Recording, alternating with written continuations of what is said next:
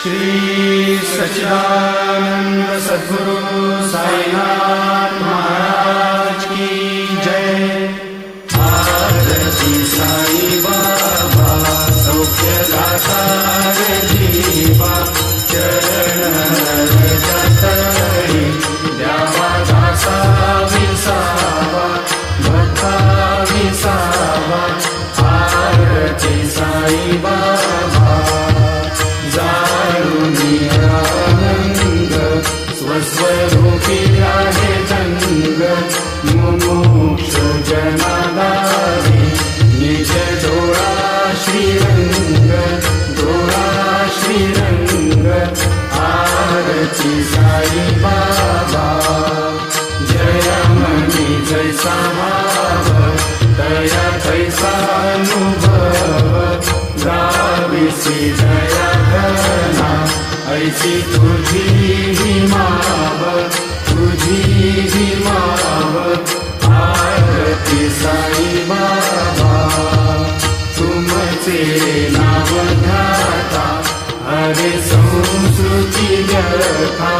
अगाध तव करणी मार्ग दाविसी अनाथा, दाविसी अनाथा। आरती साई बाबा कलियुगी अवतार, सगुण परब्रह्म साकार। अवतीर्ण झाला से स्वामी दत्त दिगंबर, दत्त दिगंबर। आरती साई बाबा आठा दिवसा गुरुवारी, भक्त करी तिवारी। प्रभु पद पावया भव भय निवारी, भय निवारी। आरती साई बाबा माझा निज द्रव्य देवा, तव चरण सेवा। मागणे आता तुम्हा देवाधिदेवा, देवाधिदेवा। आरती साई बाबा इच्छित दीन जातक, निर्मल होय निज सुख। आजावे माधवाया सांभाळ आपुली भाग, आपुली भाग। आरती साई बाबा सौख्यदाता जीवा, चरण रजतरी द्यावा दासा विसावा, भक्ता विसावा। आरती साई बाबा शिर्डी माझे पंढरपूर, साई बाबा रमावर, बाबा रमावर, साई बाबा रमावर। शुद्ध भक्ती चंद्रभागा, भाव पुंडलिक जागा, पुंडलिक जागा, भाव पुंडलिक जागा। याहो याहो अवधे जन, करू बाबाची वंदन, साईची वंदन, करू बाबाची वंदन। गणू म्हणे बाबा साई, भाव भाव माझे आई, भाव माझे आई, भाव भाव माझे आई। जाईल कानन बंधीन चरण, डोळ्याने पाहिल रूप तुझे। प्रेमे आलिंगन आनंद पूजन, भावे ओवाळीन म्हणे नवा। त्वमेव माता पिता त्वमेव, त्वमेव बंधुश्च सखा त्वमेव। त्वमेव विद्या जननी त्वमेव, त्वमेव सर्वं मम देवदेव। कायेन वाचा मनसेन्द्रिये वा, बुद्ध्यात्मना वा प्रकृति स्वभावा। करोमि यद्यत् सकलं परस्मै नारायणाय समर्पयामि। अच्युतं केशवं राम नारायणं, कृष्णदामोदरं वासुदेवं हरिं। श्रीधरं माधवं गोपिकावल्लभं, जानकीनायकं रामचन्द्रं हरे। हरे राम, राम राम, हरे हरे। हरे कृष्ण, कृष्ण कृष्ण, हरे हरे।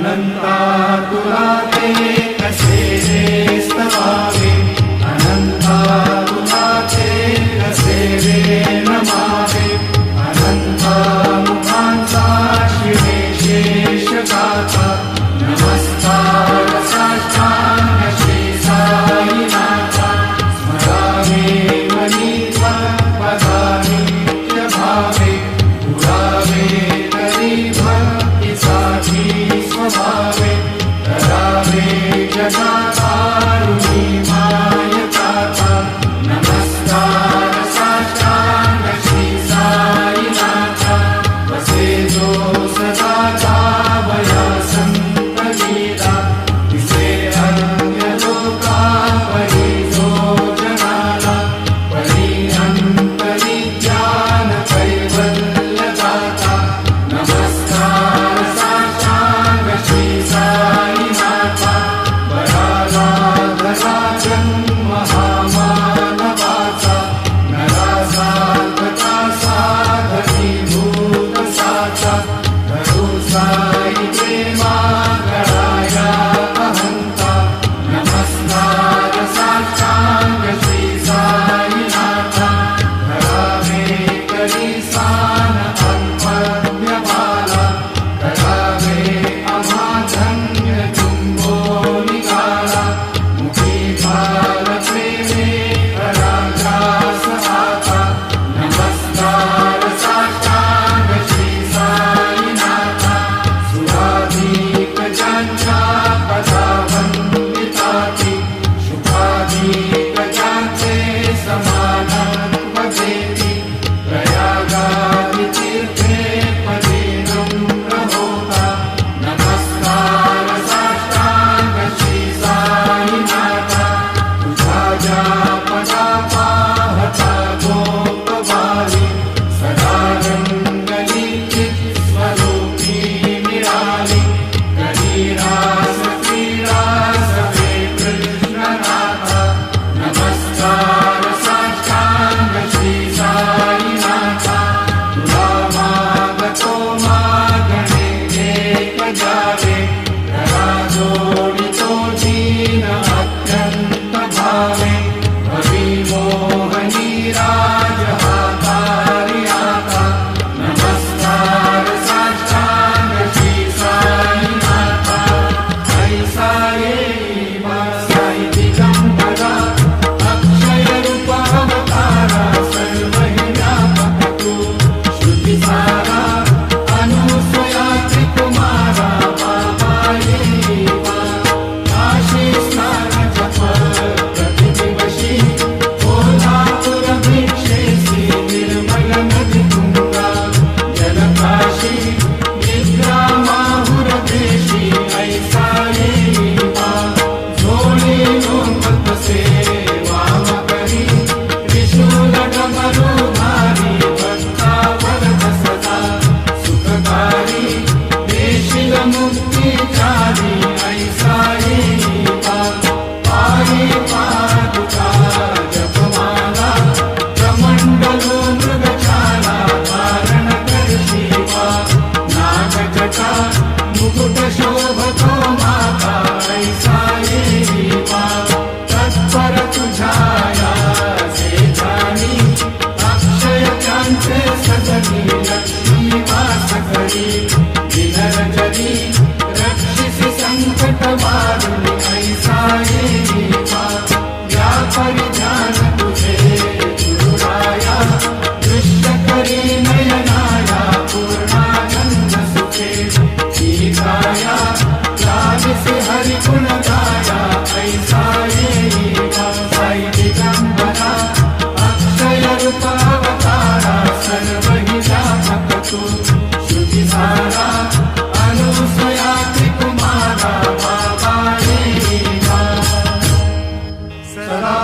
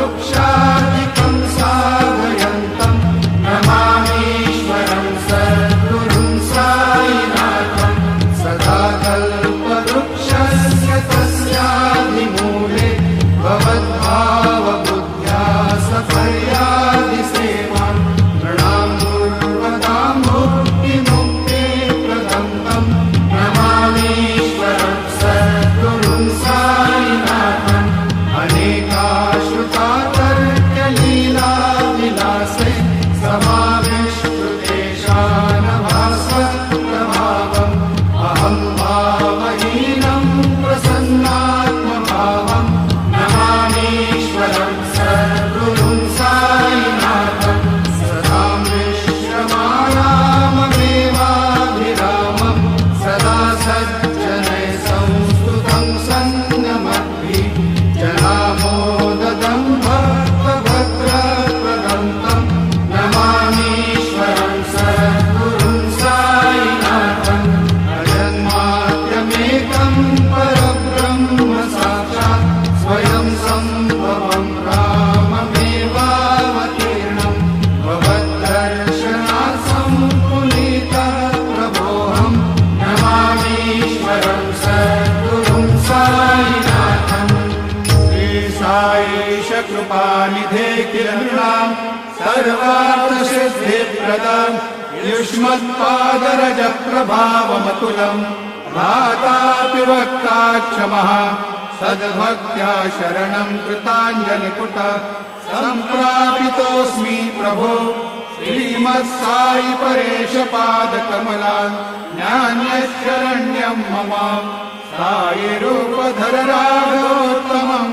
भक्तकामविबुधद्रुमं प्रभुं माययोपहतचित्तशुद्धये चिन्तयाम्यहर्निशं मुदा शरत्सुधांशुप्रतिमं प्रकाशं कृपाकपत्रं तव साईनाथ त्वदीयपादाब्जसमाश्रितानां स्वच्छायया तापमपाकरोतु उपासनादैवत साईनाथ स्तवैर्मयोपासनिराश्रितस्त्वं रमेन्मनो मे तव पादयुग्मे भृङ्गो यथाग्रे मकरन्दलुप्ता अनेकजन्मार्जितपापसंशयो भवेत् भवत्पादसरोजदर्शनात् क्षमस्व सर्वान् अपराधकुञ्जकान् प्रसीद साई सद्गुरो दयानिधे श्री साईनाथ चरणामृतपूत चित्तास्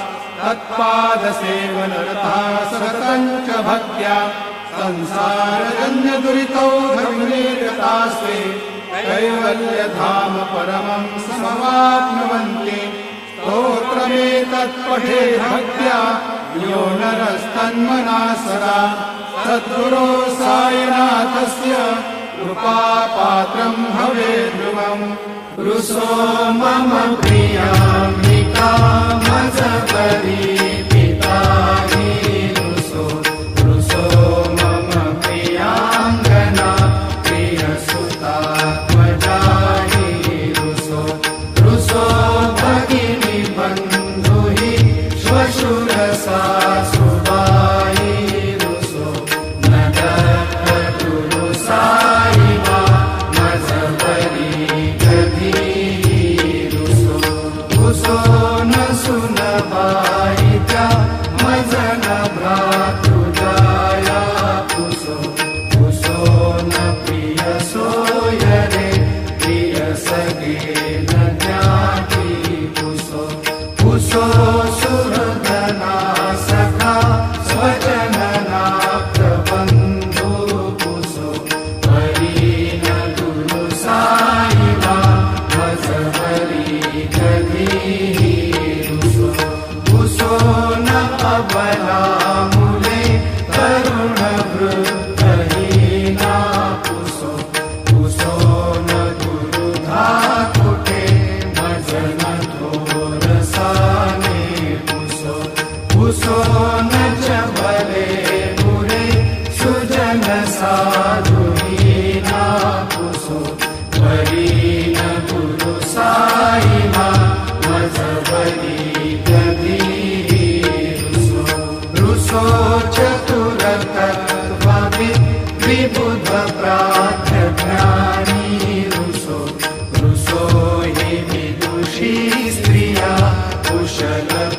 वन्दिता हि रुसो रुसो महीपति यति भजकतापसी रुसो नगत गुरु साई मा मजबरी कभी रुसो रुसो कवि ऋषि मुनि अनघ सिद्ध योगी रुसो रुसो हि गृह देवता निकुल ग्राम देवी रुसो रुसो खल पिशाच हि मलिन डाकिनी रुसो नगत गुरु साई मा मजबरी गधी रुसो रुसो मृग खग कृमि अखिल जीव जन्तु रुसो रुसो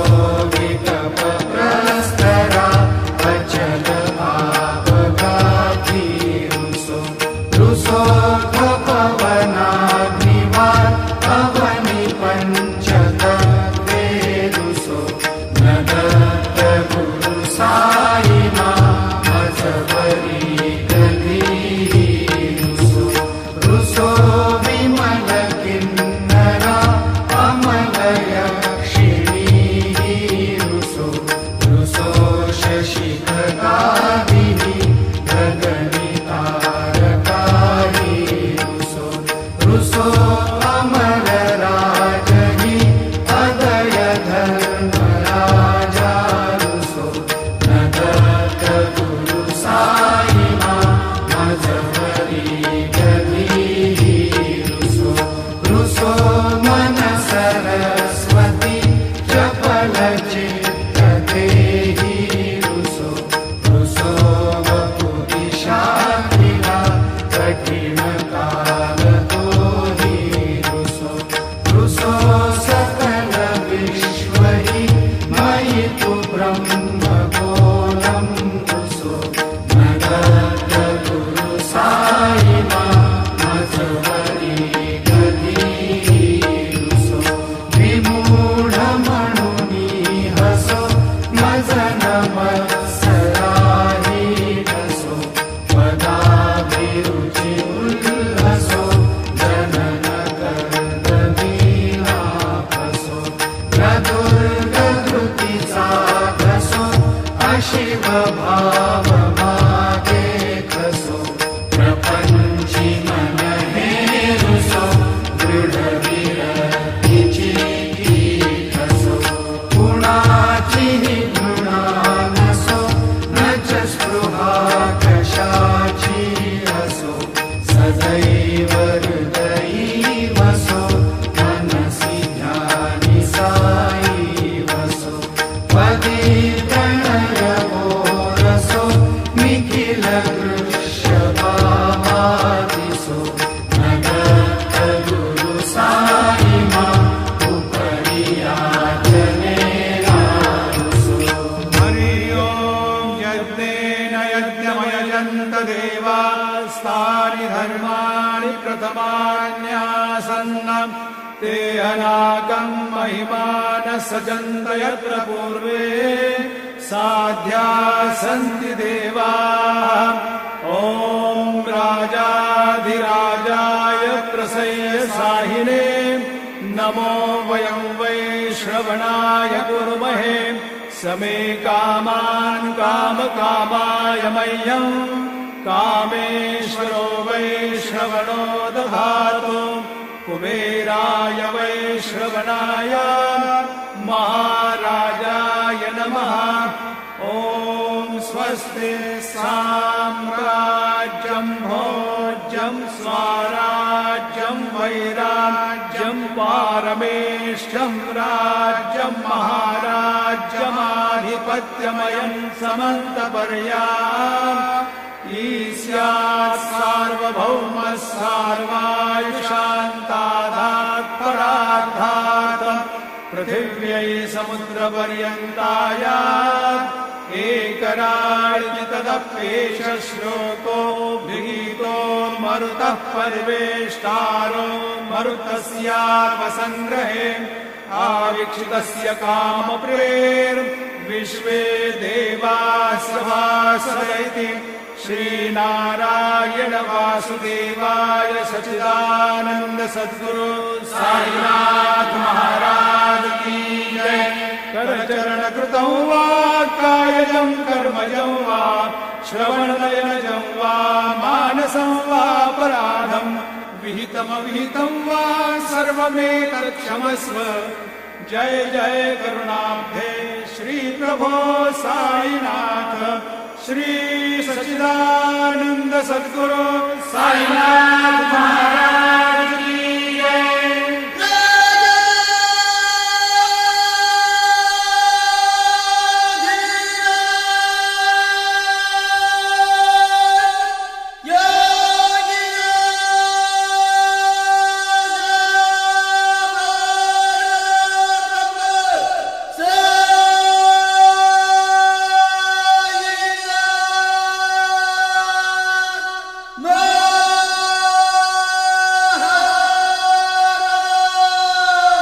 श्री सच्चिदानंद सद्गुरु साईनाथ महाराज की जय।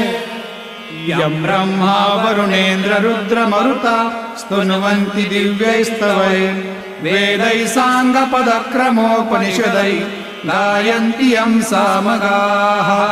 ध्यानावस्थिततद्गतेन मनसा पश्यन्ति यं योगिनो यस्यान्तं न विदुःसुरासुरगणा देवाय तस्मै नमः। ज्या ज्या ठिकाणी मन जाय माझे त्या त्या ठिकाणी निज रूप तुझे मीठे वितो मस्तक ज्या ठिकाणी हे ते तुझे सद्गुरु पाय दोणी। सद्गुरु साईनाथ देवताभ्यो नमः। पाद्य पूजनार्थे सकलोपचारार्थे गन्धाक्षतपुष्पै सम्पूज्य अथ नैवेद्यं निवेदयामि।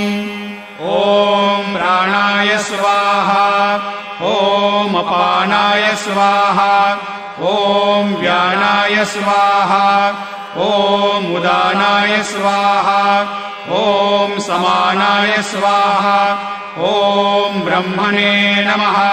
मध्ये पानीयं समर्पयामि पुनर्नैवेद्यं निवेदयामि। ॐ प्राणाय स्वाहा ॐ अपानाय स्वाहा ॐ व्यानाय स्वाहा ॐ उदानाय स्वाहा ॐ समानाय स्वाहा ॐ ब्रह्मणे नमः।